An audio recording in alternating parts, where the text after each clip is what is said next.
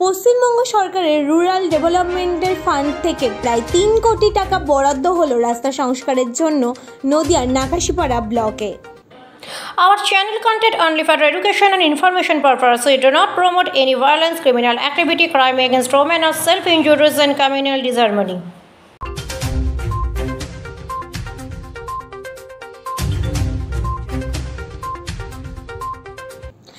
নাকাশিপাড়ার একটি বিস্তীর্ণ অঞ্চলের রাস্তা দীর্ঘদিন ধরেই বেহাল অবস্থায় পড়েছিল। এর ফলে এলাকার মানুষ বছরের বিভিন্ন সময়, বিশেষত বর্ষাকালে, তাদের দৈনন্দিন জীবনযাত্রা যাপনের যথেষ্ট বাধাপ্রাপ্ত হচ্ছিলেন। দ্রুত রাস্তার সংস্কার করা হোক দাবি ছিল দীর্ঘদিনের এলাকাবাসীদের। অবশেষে নদিয়া জেলা পরিষদের উদ্যোগে শুরু হলো সেই কাজ। পশ্চিমবঙ্গ সরকারের রুরাল ডেভেলপমেন্টের ফান্ড থেকে প্রায় 3 কোটি টাকা বরাদ্দ হলো রাস্তা সংস্কারের জন্য। নদিয়ার নাকাশিপাড়া ব্লকে পশ্চিমবঙ্গ সরকারের রুরাল ডেভেলপমেন্ট ফান্ড থেকে 3 কোটি টাকা বরাদ্দ হলো নাকাশিপাড়া ব্লকে প্রায় 5 কিমি রাস্তা সংস্কারের উদ্দেশ্যে।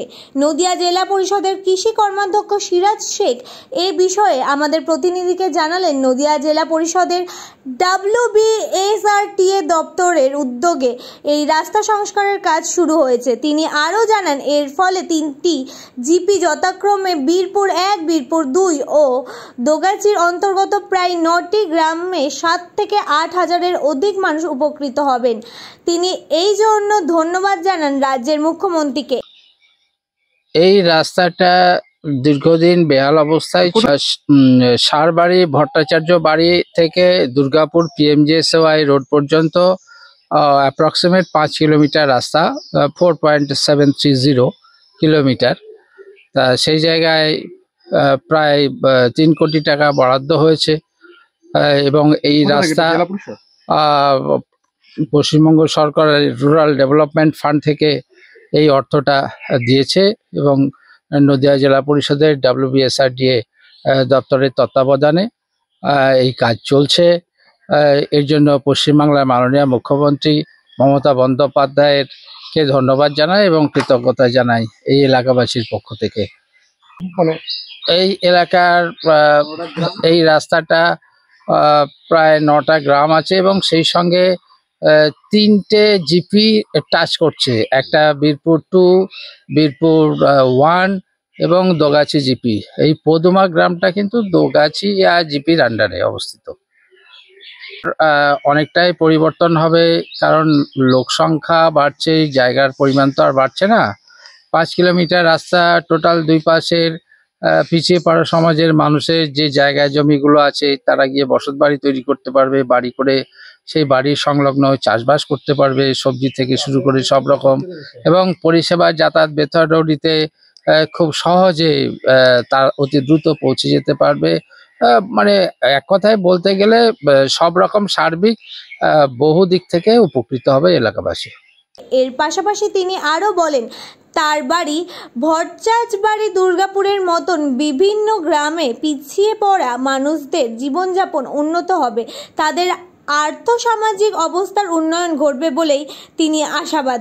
সরকারি এই উদ্যোগকে সাধুবাদ জানিয়েছেন এলাকাবাসী। তাদের কথায় আগামী দিনে স্কুল, কলেজ, দৈনন্দিন জীবনযাত্রার ক্ষেত্রে এই রাস্তার সংস্কার মানুষকে যেমনভাবে উপকৃত করবে, অপরদিকে যে কোনো এমার্জেন্সি পরিস্থিতিতে রোগীকে হাসপাতালে ভর্তির ক্ষেত্রেও সহায়ক হবে।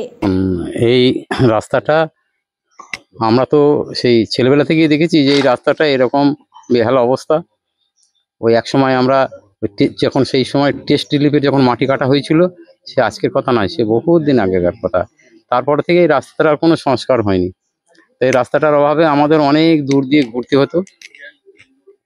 এই এলাকা থেকে অনেক দূর দিয়ে ওদিকে সেই আপনার শোকসাগর ঘাট পেরিয়ে হুদো হয়ে বনাদির দিকে হাঁটার দিকে যেতে হতো, অথবা ওই দিকে আপনার মহেশনগর মানে বীরপুর ঘাট হয়ে অনেকটা ঘুরে আসতে হতো। আর এই রাস্তাটা এখন সোজা রাস্তা যেটা হয়ে গেল আমাদের এদিকে, ওই দিককার মানুষ আজকে 8টা-10টা গ্রাম, সেখানে ওই দিককার মানুষগুলো আমাদের যে সদর যেটা বেথরডি, সেখানে যাতায়াতের খুব সুবিধা হবে। এবং এদিকে আমাদের ধর্মদা মোরাগাছা যে অঞ্চলগুলো আছে এদের এদিকে তারা যথাটার জন্য আমাদের এখানকার যিনি জেলা পরিষদের সদস্য আছেন ওনাকে আমি এই বিষয়টা বলেছিলাম। উনিও এই রাস্তাটা দেখে আমাকে বলেছিলেন যে হ্যাঁ সত্যি এই রাস্তাটা খুব শর্টকাট রাস্তা এবং এই রাস্তাটা হলে এই এলাকার যত মানুষ আছে তাদের একটা বিশাল সুযোগ সুবিধা হবে। আর আমাদের এখানে সাধারণত কৃষি প্রধান এলাকা, মাঠগুলো সব বড় মাঠ, তো সেখানে যে সবজি চাষগুলো হয় আমাদের, সেই সবজি চাষগুলো আমরা বেতরুলি মার্কেটে কিংবা ওখান থেকে আমরা যে বাইরে আমাদের মালগুলো যাবে, হ্যাঁ, এতে আমাদের খুব সুবিধা হবে। চাষিরা বিশাল উপকৃত হবে, পাশাপাশি অনেকে ব্যবসা বাণিজ্য করেও খেতে পারবে।